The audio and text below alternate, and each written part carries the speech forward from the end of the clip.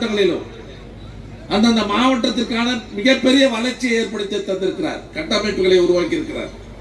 சாலைகள், மேம்பாலங்கள், நீதிமன்ற கட்டடங்கள், மாவட்ட ஆட்சியர் அலுவலகங்கள், மருத்துவமனைகள்,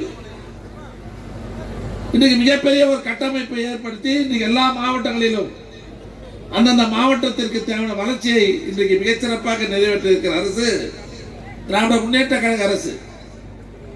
அது மட்டும் இல்லாம தேர்தல் அறிக்கையில் சொன்ன வாக்குறுதிகளை எல்லாம் இன்னைக்கு 90% மேல் நிறைவேற்றி அந்த திட்டங்கள் எல்லாம் மக்களை சென்று அடைந்திருக்கிற ஒரு சிறந்த ஆட்சியை இன்றைக்கு நடத்தி கொண்டிருக்கிறார் நம்முடைய தலைவர் அவர்கள். அது மட்டும் இல்ல, ஒரு வருஷமா எங்களை புரட்டி எடுத்து படிப்படியா எஸ்ஐஆர்ல இருந்து என் வாக்குச்சாவடி வெற்றி வாக்குச்சாவடியிலிருந்து ஒன்றிணைவா உறுப்பினர் சேர்க்கிறதுல பல்வேறு பணிகளை எங்கெல்லாம் வேலை வாங்கி இன்றைக்கு இயக்கத்தை துருத்துருப்பாக வைத்திருக்கிற தலைவர் நம்முடைய தலைவர். கட்டமைப்பு உருவாக்கிட்டாரு. திட்டங்கள் மக்களை போய் சென்று இருக்கிறது. கட்சிக்கார பிரமாதமா இருக்கிறாங்க. அதனால கூட்டணியை மிக சிறப்பாக வழிநடத்திருக்கிறார். போன தேர்தலில் கூட 1-2 கட்சி நம்ம கிட்ட இல்ல. இப்ப தேமுதிக நம்ம கிட்ட வந்துச்சு. முஸ்லீம் அமைப்புகள்ல எஸ்டிபி நம்ம கிட்ட வந்துச்சு. இவ்வளவு பெரிய கூட்டணி கடந்த காலங்களோட இன்னைக்கு மிகப்பெரிய பலமான கூட்டணியை உருவாக்கி இருக்கிறார்.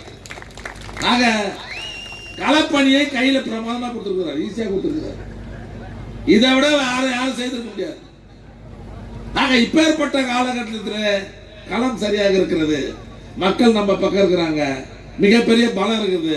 ஆக இப்பேற்பட்ட காலகட்டத்தில் நாம் செய்ய வேண்டிய பணிகள் என்ன? இன்னும் எத்தனை நாள் இருக்குது? 17 நாள் போயிடுச்சுன்னா 17 நாள் இருக்குது. இந்த 17 நாளில் நாம் உழைக்கிற உழைப்பு தான் செல்வ பெருந்தகைகள் 50,000 ஓட்டுல ஜெயிச்சாகும். ஏதோ கை தட்டிட்டு போனா மட்டும் ஜெயிச்சிட முடியாது. இன்னைக்கு எதிர்கட்சி வேட்பாளர் பத்தி உங்களுக்கு தெரியும். 10 வருஷம் அதிமுக ஆட்சியில் இருந்தான். மனசை தொட்டு சொல்லுங்க, ஏதாவது வளர்ச்சி பணி இந்த திருப்பரங்குன்றம் தொகுதியில் நடந்ததா? பாழாக்கிட்டானுங்க அந்த 10 வருஷத்தை. எங்க ஊர்ல 2 ரேஷன் கடை கொடுத்தாங்க. 2 ரேஷன் கடை. இதை தவிர ஒரே ஒரு குடி மண்ணை கூட எடுத்து வைக்கல. ஒரு கட்டடத்தை கட்டல. உண்டா இல்லையா? ஆனா இந்த திருப்பரங்குன்றம் தொகுதி முழுவதும் பாழாக்கிட்டு போயிட்டானுங்க 10 வருஷமா. ஆனா இப்ப நம்ம 5 வருஷம் வந்தோம். ஒவ்வொரு தொகுதியிலும் 200 கோடி 300 கோடி. மாங்காடு எடுத்துக்க, நீ கணக்கு எடுத்து பாரு. நாளைக்கு மாங்காட்டுல பிரச்சாரம் இருக்குது. 200 கோடி ரூபாய்க்கு மேல அந்த மக்கள் பணியை நலத்திட்டங்களை செய்திருக்கிறோம். கட்டடங்கள், பூங்காக்கள், சாலைகள், குடிநீர் வசதி அமைச்சு தந்திருக்கிறோம். குன்றத்தூர் நகராட்சியில் 200 கோடிக்கு மேல திட்டத்தை தந்திருக்கிறோம். மக்கள் இன்னைக்கு நம்ம எல்லாம் வரவேற்கிறாங்க. இன்னைக்கு இந்த தொகுதியில சின்ன சாலையில இருந்து பெரிய சாலையில இருந்து எல்லா பகுதியிலும் நீங்க போய் பாருங்க. அது முன்ன சரியா இருந்திருக்காது. இப்ப போய் பாரு, எந்த கிராமத்துல எந்த சாலை சரியில்லை. குடிநீர் பிரச்சனை தீர்த்திருக்கிறோம். ஏன் போன 10 வருஷத்துல ஒரே ஒரு பட்டா கொடுத்தாங்களா? மனசாட்சி தொட்டு சொல்லுங்க. ஒரே ஒரு பட்டா கொடுத்தாங்க. நம்ம ஆட்சிக்கு வந்தோம். இந்த மாவட்டத்தில் மட்டும் 53,000 பேருக்கு பட்டா தந்திருக்கிற அரசு திமுக அரசு. இந்த தொகுதியில் மட்டும் 17,000 பேருக்கு பட்டா கொடுத்துருக்கிறோம். இல்லைன்னு சொல்ல முடியுமா? இது போன ஆட்சியில் நடந்ததா? ஆக வளர்ச்சி பணிகள் திமுக ஆட்சி எப்போது வந்தாலும் ஒரு 50 ஆண்டுகள் செய்ய வேண்டிய பணிகளை 5 ஆண்டுகள் செய்து மிகப்பெரிய வளர்ச்சியை தமிழகத்திற்கு கொடுக்கிற ஆட்சி தான் திராவிட முன்னேற்ற கழகம் என்பதை நீங்களாம் மறந்துடக்கூடாது. அதனால மக்கள் நல்லா இருக்கிறாங்க, களம் நல்லா இருக்குது. இன்னும் 17 நாள் தான் இருக்குது.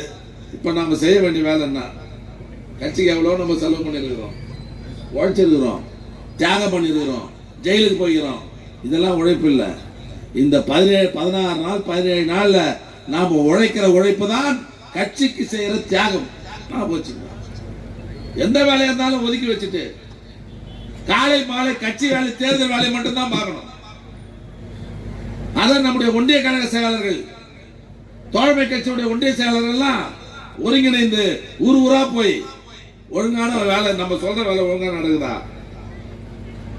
இல்ல சொணக்க இருக்குதா, எங்கெங்க சொணக்க இருக்குது, அதை எப்படி இன்னும் வேகப்படுத்துறது. ஏமாந்துடக்கூடாது. ஒரு பூத்தோட ஏமாந்துடக்கூடாது. ஒரு வருஷமா பாடு நம்ம கொஞ்சமா நெஞ்சமா பிரமாதமா வச்சுக்கிறோம் கட்சிய கூட்டணிய. அதனால காலை மாலையில ஓட்டு கேட்கணும். இன்னைக்கு பூத் அளவில் 10 இளைஞர்கள் போட்டிருக்கிறோம், 10 பெண்களை போட்டிருக்கிறோம். அந்த பெண்களை சரியாக பயன்படுத்தி கொண்டு வீடு வீடா போய் பெண்களை மட்டும் போய் நீங்க ஓட்டு கேட்கணும். இந்த சின்ன வயசுல இருக்கிற பசங்களா இருக்கிறாங்கல்ல, இந்த 16 வயசு 18 வயசுலாம் எப்படி ஆம்பளைங்க நடிகைக்கு மேல ஆசை வச்சிருப்பாங்களா, அது மாதிரி இந்த பொம்பளை பசங்க நடிகனுங்க மேல ஆசை வச்சிருக்குது. அது ஓப்பனால சொல்ல முடியாது. அதனால என்னுடைய அன்பு சகோதரிகள் தாய்மார்கள்லாம் காலை மாலை அந்தந்த பூத்துகளில பெண்களை மட்டும் போய் ஓட்டு கேட்டு திமுக ஆட்சியில பெண்களுக்கு செய்திருக்கிற சாதனைகளை நீங்க சொல்லணும். இப்பவே ஹேண்ட் பிட்லாம் போட்டு கொடுத்துருங்க. எந்த பூத்துக்கு வந்தாலும் இந்த வேலை தான் பார்த்துக்கணும். இந்த பூத் கமிட்டியில் இருக்கிறவங்களாம் அந்த ஊரை விட்டு வெளியே போகக்கூடாது, அந்த பூத்திலே இருந்து வேலை பார்க்கணும். அதே போல இளைஞரை சேர்ந்த தம்பிகள் 10 பேர் அந்த பூத்துல இருக்கிற இளைஞர்களை மட்டும் போய் பார்த்து சரிப்பட சொல்லுங்க. ஒருத்தர் 2 பேர் சரியில்லை, மாற்று கட்சிக்கு போயிருக்கிறான், நடிகர் கட்சிக்கு போயிருக்கிறான், ரிசல்ட்ல ஒன்றும் சரியா இல்லை, இப்ப சரியா தான் இருக்குது. 1-2 கூட விட்டுறக்கூடாது. நாம இந்த வேலையை ஒழுங்கா செய்துட்டு சொன்னா சத்தியமா சொல்றேன், அதிமுக டெபாசிட் போதா இல்லைன்னு பாரு. நீங்க அதிமுக ரொம்ப கீழே போயிட்டான். எங்க கணிப்புல ஆள் இல்ல, வேகமா இல்ல, போடான்னு ஒதுங்கிட்டான். ஆனா பொதுமக்கள் மிக சிறப்பா இருக்கிறாங்க. ஆக காலை மாலையில நம்முடைய தோழர்களை சரியாக பயன்படுத்தி கொண்டு தினமும் வாக்காளர்களை சந்தித்து நம்முடைய சாதனைகளை பொதுமக்களுக்கு எடுத்து சொல்லணும். இது ரொம்ப ஒண்ணு. 2வது, நம்ம எம்எல்ஏ நாளைக்கு ஸ்டார்ட் பண்றாரு மாங்காடுல தேர்தல் பிரச்சாரத்தை. இந்த கூட்டம் முடிஞ்சதுக்கு அப்புறம் இன்னைக்கு நாளைக்கு ஒன்றிய செயலாளர்லாம் உட்காந்து சாட் போடுங்க. என்ன இன்னைக்கு எந்தெந்த அவரு தலைவர் நம்ம தொகுதி மட்டும் இல்லை, அவர் எல்லா தொகுதியிலும் கூப்பிடுவாங்க. அவர் ரொம்ப நேரம்லாம் நம்ம கூட இருக்க முடியாது அவரால். அவரை பல தொகுதி கூப்பிடுவாங்க. நம்ம தொகுதிக்கே தலைவர் தொகுதிக்கு நம்ம தலைவர் தொகுதியெல்லாம் போய் பிரச்சாரம் பண்ணணும். அவங்க கேண்டிடேட்டுக்கு போய் பிரச்சாரம் பண்ணணும்னு நினைப்பாங்க. அதனால அவருக்கும் நிறைய வேலை இருக்குது. அதனால எம்எல்ஏ வர்றதெல்லாம் நினைக்கக்கூடாது. ஷார்ட்டா நம்மளால தான் பண்ணுவாங்க தெரியுங்களா, வேட்பாளர் ஜீப்ல வரும்போது இவ்வளோ பேர் டப்பாஸ் இருக்கும், அந்த பெட்டி மேலே போய் வெடிக்குத அடுத்த நடுப்புற ஜீப்பு போட்டுருவான், கொளுத்தி விட்டுருவான். அது 3/4 மணி நேரம் வெடிக்கும். எவ்வளோ நேரம் வெடிக்கும்? தயவு செய்து சொல்கிறேன், அந்த மாதிரி வெடியில் யூஸ் பண்ணாதீங்க, வெடியை வெடிக்காதீங்க, ஏன்னா தூரமாக வச்சிருங்க. நம்மால் தலைவர் என்ன பண்ணுவான் தெரியுமா, எங்கள் சுட்டா மாதிரி ஆள்லாம் வேட்பாளர் ஊருக்கு வரும்போது அவர் பந்தா காமியன் என்ன பண்ணுவான், ஒரு 200 தேங்காய் வாங்கி கொடுத்துருவான். யார்கிட்ட? ஊர் வீடாக வாங்கி கொடுத்துருவான். வேட்பாளர் வரும்போது ஒரு வீடாக உடைங்கன்ட்டு அவன் ஆர்த்தி சுற்றி இது போகிறதுக்குள்ள அந்த தெரு தாண்டத்துக்குள்ள 1.5 மணி நேரம் ஆகிடும். இதெல்லாம் வச்சுக்கூடாது. ஒரு இடத்துல வரும்போது ஆர்ப்பாட்டமாக சால்வெல்லாம் போடுறது, ஒரே இடத்துல ஆரத்தி இருக்குது, ஒரு தேங்காய் சுற்றி உடச்சிட்டு கடன்னு எடுத்து போயிருங்க. புரியுதா? நேரத்தெல்லாம் தயவு செய்து கடத்தாதீங்க, நாள் கிடையாது. அதனால ஒன்றிய நகர செயலாளர்கள் நம்ம தோழமை கட்சி நிர்வாகிகள் சாட் போட்டு குறுகிய காலத்தில் ஒரு வாரத்தில் 10 நாட்களுக்குள்ளாக 6 நாள் 7 நாளைக்கு கூட அவர் வெளியே போயிட்டோம். ஒரு வாரத்தில் தொகுதி முழுவதும் எல்லா பகுதிகளிலும் வாக்கு சேகரிக்கிற நிகழ்ச்சியை மிகச்சிறப்பாக நீங்கள் நடத்திட வேண்டும். வாக்கு சேகரிக்கிற நிகழ்ச்சி போகும்போது குறைஞ்சது கிராமங்கள் 500 பேர் இல்லாத போகக்கூடாது. சில ஜென்மங்கள் என்ன பண்ணுவான், எங்க கூட்டம் வருதுன்னு பார்த்து சில ஓட்டு மாற்றி போற ஜென்மம்லாம் இருக்குது நாட்டில். இப்ப மாங்காடு, குன்றத்தூர், ஸ்ரீபெரும்புத்தூர்லாம் நகரங்களுக்கு போகும்போது குறைஞ்சது ஒரு 2000 பேர் இல்லாத போகக்கூடாது. வேட்பாளர் பின்னால அவ்வளவு பேர் போகணும். அதற்கான பணிகளை அந்த நகர செயலாளர் ஒன்றிய செயலாளர் ஏற்பாடு பண்ணுங்க. கிராமங்களுக்கு போகும்போது குறைஞ்சது 500 பேர் இல்லாத வேட்பாளர் கிட்ட போகக்கூடாது. அப்பதான் ஒரு கம்பீரம் இருக்கும். வேட்பாளர் போகிற போது கிராமங்களில் சுவர் எழுதிடணும். நகரங்களில் எழுதக்கூடாது, எழுத முடியாது. கிராமங்களில் எழுதி ஆகணும். எல்லா கிராமங்களிலும் 2-3 நாள்ல கை சின்னத்தை போட்டுருக்கணும், வேட்பாளர் பேர் எழுதிடணும். நானே வந்து பார்ப்பேன். 2-3 நாள்ல அந்த வேலையை முடிச்சாகணும். வேட்பாளர் வரும்போது சின்ன எழுதிருக்கணும், போஸ்டர் ஒட்டி இருக்கணும், கொடித்தோரணங்கள் கட்டி இருக்கணும். திமுக கொடியெல்லாம் கூட பரவாயில்ல, தோழமை கட்சி கொடிகள் இல்லாம இருக்கக்கூடாது. அதுல எந்த சங்கடம் வந்துடக்கூடாது. நான் சொல்றது புரிஞ்சுக்கிட்டீங்களா? இது மாதிரி அளவில் நம்முடைய தோழர்கள்லாம் இயக்கி ஒரு ரவுண்ட் வந்துட்டீங்கன்னு சொன்னா நம்ம தவிர வேற எவனுமே இவ்வளவு பேர் வந்துருக்கீங்களா நம்மளை தவிர எவன் ஜெயிக்க முடியும்? எதிர் வேட்பாளர் பீஸு யாரும் மதிக்க மாட்டாங்க. யாரும் டெம்மி கேண்டிடேட்டு. நம்ம கேண்டிடேட் பாரு, மூஞ்ச பாரு எப்படி இது பல சட்டமன்றத்தில் சில பேர்லாம் நாங்க பேச முடியாது. அமைச்சருங்க ஒரு சீட் எழுதி கொடுத்து இதை பத்தி பேசுன்னு சொல்லுவோம். நாங்க சொன்னதை கூட சிலர் தலைவர் செய்ய மாட்டாரு. எதிர்கட்சி தலைவர் உடனே செய்திருவார் தலைவர்.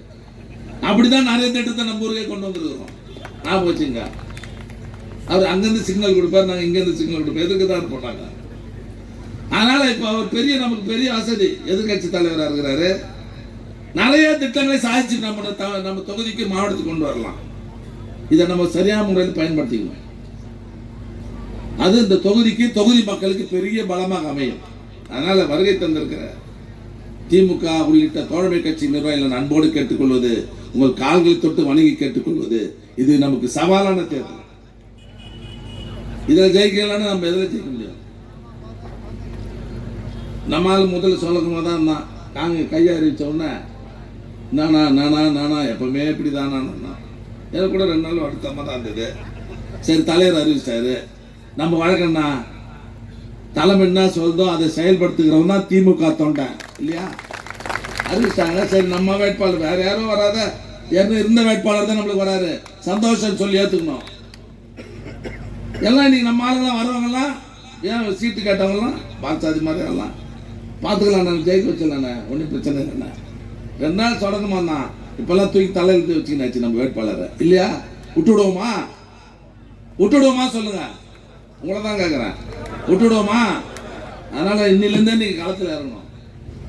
இன்னைக்கு பொதுவாக என்ன சொல்றான்னா, அது கலைஞர் காலத்திலேருந்து 2வது வாட்டி திமுக வந்தது கிடையாது, ஆட்சிக்கு வந்தது இல்லை அப்படின்னு சொல்றான். அதை நிரூபித்து காட்டக்கூடிய தேர்தல் தான் இந்த தேர்தல். 2வது முறையாக தொடர்ந்து திமுக ஆட்சி வர வைக்கணும். அதுக்கு நம்ம உழைச்சாதான் வர வைக்க முடியும். அதில் வருகை தந்திருக்கிற நம்முடைய தோழர்கள், இன்னைக்கு கூட்டம் முடிஞ்சோன்னு நீ முடிஞ்சு போச்சு. நாளையிலிருந்து அந்தந்த பூத்தில் இருக்கிற ஆள் அங்கங்கே தான் இருக்கணும். வெளியே கூட நீ பார்த்தாலும் மற்ற ஊரில் நாங்கள் பார்த்துக்கிறோம். எந்தெந்த ஊரில் இருந்து யார் வேலை பார்க்குறோம் அந்தந்த ஊரில் இருந்து அந்தந்த ஜனங்களை போய் பார்த்து நம்ம செய்திருக்கிற சாதனைகள்லாம் சொல்லி அதிகமான வாக்கு வித்தியாசம், அதாவது பூத்தில் இருக்கிற பிஎன் 8 நிறைய பேர் வந்துக்கிறீங்க. அதிகமாக ஓட்டு வாங்கினாலும் நீங்க தான் பாராட்டு பெற போகிறவர்கள். அங்க ஓட்டு கம்மியாக வந்ததுன்னா பதில் சொல்ல வேண்டியவங்க நீங்க தான். ஞாபகம் வச்சுக்க, சாதாரணமாக விட்டுவிட மாட்டோம். அது மாதிரி தப்பி போச்சுன்னு சொல்லி வச்சுக்க, அடுத்து ஒரு 6 மாசத்துல என்ன தேர்தல் வரப்போகுது? நீ கவுன்சிலோட வர மாட்டேன். ஞாபகம் வச்சு, என்னடா மிரட்டுறாரு நினைக்காத. இது கட்சி என் வீட்டு வேலையை செய்ய சொல்லல, கட்சி வேலையை செய்ய சொல்றேன்.